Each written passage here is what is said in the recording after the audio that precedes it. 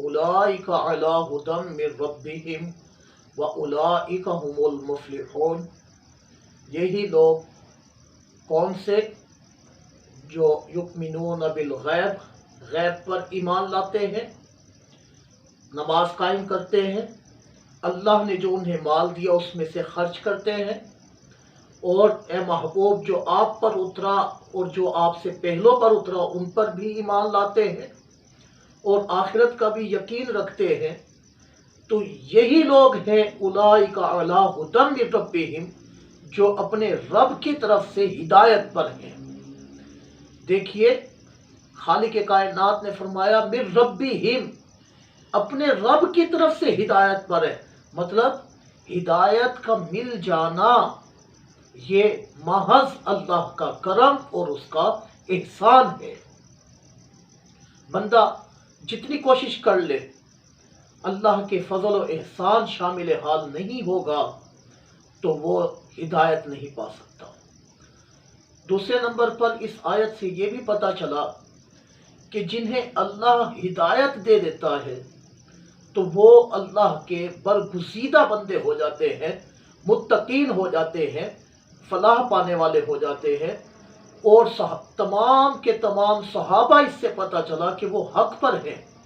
اور کسی بھی صحابی کے لیے ہمیں غلط اور کمزور بات نہیں کرنی چاہیے، کیونکہ اللہ تعالیٰ نے انہیں کہا، ان کے بارے میں ارشاد فرمایا کہ وہ اپنے رب کی طرف سے ہدایت پر ہیں، اور ایک اور مقام پر ارشاد فرمایا رضی اللہ عنہم ورضوا عنہ، اللہ ان سے اور وہ اللہ سے راضی ہیں۔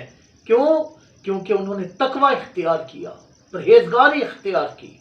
اس سے یہ بھی پتہ چلا کہ جو شخص اللہ تبارک و تعالی کی طرف سے ہدایت یافتہ ہو جاتا ہے، قرآن کہتا ہے وَأُولَئِكَ هُمُ الْمُفْلِحُونَ، وہی لوگ ہیں جو فلاح پانے والے ہیں، جو کامیاب ہونے والے ہیں، جن کو سرخروئی ملنے والی ہے۔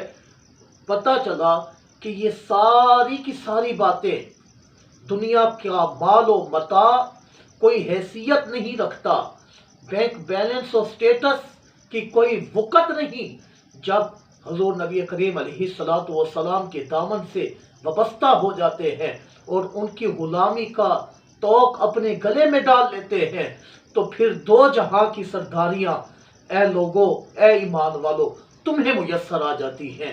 لہذا ہمیں چاہیے کہ ہم اپنے مسلمان ماں باپ کے گھر میں پیدا ہوئے اور بغیر محنت و مشقت کے ہمیں رب کائنات نے جو ہدایت دے دی ہے، تو ہمیں چاہیے کہ ہم اس نعمت کی قدر کریں، کیونکہ جو کسی نعمت کی قدر نہیں کرتا اللہ تعالیٰ جل شانہ اس سے اس نعمت کو چھین لیتا ہے۔